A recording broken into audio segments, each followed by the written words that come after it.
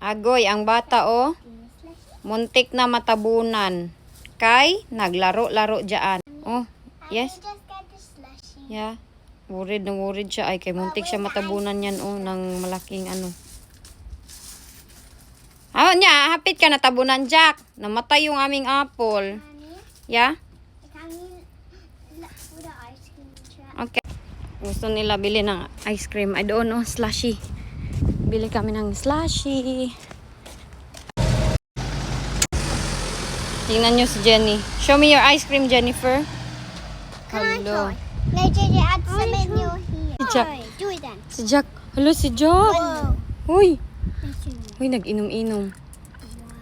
Ang dumi ng kuko niyan, kaya naglalaro yan sa yuta doon sa likuran. Not so much, Jack. I got two. Malis na yung ice cream nila. One more. Ice cream sa atin. Oh, yeah. Ting, tiling, ting, ting, tiling, ting, ting, tiling, ting, ting, tiling. That's yummy. Is Should give that blue one to Daddy. The other one. Can I? It's so big, Jenny, your ice cream. It's marshmallow. I put some in there. Oh, si Jack, wa na, basa na. Bigla nagbuot-buot man eh. What did it taste like? Inom.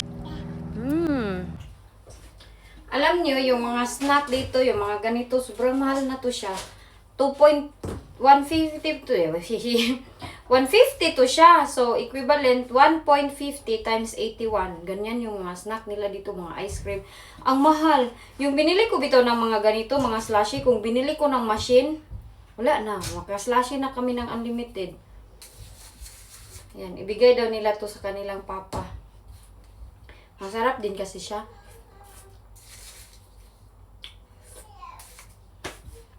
Pag mainit dito, ito yung masarap kainin. Matanggal muna ako ng shorts kay alimusong. Yung tawag nito, sobrang init. Ang ating shorts, nanimaho na yan ba? Amuyin daw natin, be. Baka naninimaho. Di bitaw, naligo man ako today. Naligo, nag-ayos ako sa aking sarili kay atong nung unang araw, nag-dry na naman itong aking buhok. Pag maligo man ako, ganyan man siya, oh. Ganyan. Pag mga 2 days na, yung maligo ako ngayon, tapos kinabukasan, ganun, na siya, sobrang iba na yung itsura niya. May ganito din ako, oh. Marami ako niluto na noodles. Ayaw ko na mayroong karne, kaya hindi ba ako kumakain ng karne. Sarap sana yan pag may vegetable. Jack, dali, oh, ibutang ni mami sa imong kuan, oh. Ilagay ko ito dito, sa kanyang inuman. Okay lang, siguro to. Sagulan ko lang ng tubig. Ay, patay, ang dami. Ayan, oh. Nilagyan ko ng tubig. Jack, ah! Eat, drink. Ay, open. Okay, open na to, ha? Oh! Grabe, gidyan siya makare-expression, oy. Oh, oy! Tumba. Yay! Wow! Yummy! Nilagyan ko ng tubig. Slowly. Ay, nandito na siya. Tapos, ngayon, nagka-problema kami. Pag mag-parking kasi sa syudad, kailangan merong bayad. Yan. Siya yung pinabayad ko last time dahil, yung aking card naka-free. Dahil merong palaging nagkukuha ng pera sa akin ba, every day, yung anong tawag doon, oy? Scammer. Ang nangyari, so kinontak ko siya kay, hindi man ako makabayad noon, punta ako ng city noon that time. Agoy, kay wrong man pala yung number namin nilagay niya sa sasakyan na number, yung kanya man yung nilagay niya. So ngayon, may pinabayad kami ng malaking halaga. O, di ba? Kasi lang dahil sa, yun, naka-penalty. 50. Magkano na yan sa ating money dito? Malaki na sana yan sa Sabi niya, ay, kasi mali man pala yung number. Yung card na nilagay nila sa aking sasakyan is tinaguan ko. Tapos nung nilagay ko yung aking number, wala doon. Hindi daw makikita. Hindi daw ma-detect. So, ayun pala yung nangyari. So, ngayon, bayad ng malaki. Sayang. Kay pang na lang sana yun. Bili na lang sana ng mga food ng mga bata. Diba? Sayang kaayo. Ngayon, naglilinis ako dito sa Oh! Ang bata nagdala ng susi. Kanya, ang saon man natin yan ngayon, babayaran na lang. Imbis na wala tayong madaming kuan, madaming extra.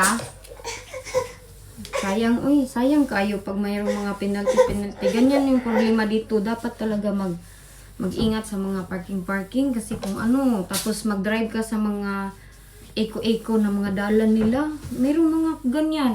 Ang hirap. As in, sa atin sa Pilipinas, saan tayo mag-drive? Wala man tayo mga ay, usus. Sleepy na ikaw. Bata, binibihisan dito. Ayaw magpabihis. Bahala siya, oy. Ayan tinapon yung kanyang napi. Dinala ko siya dito sa dito sa taas kay bihisan ko. Ito, nakalagay na to dito dahil palagi niyang tinutumba. As in, matumba yung tumbling yan dyan sa sahig. Tapos maraming mga diaper, baya yan, mabaho. Nilagay na dyan. Sobrang kulit niya na talaga. Ayan na Ayaw niya magpanapi. Nakahubad siya. Buong katawan nakahubad siya. So, ayaw na nga. Di ba nagchika ako sa inyo about kay Wayne na uuwi siyang Pilipinas. Sinabihan ko siya, nag-offer ako sa kanya. Nakapag-desisyon na siya. Ayaw niya daw.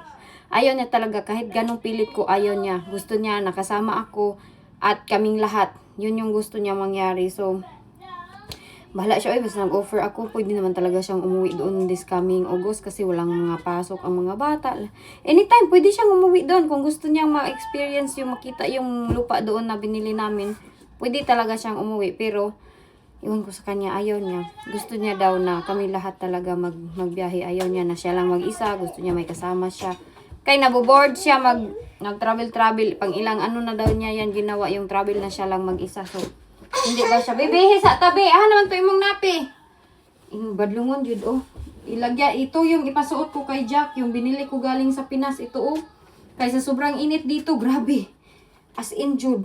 Na mainit today. Since yesterday and kailan ba yun nag-start na sobrang init?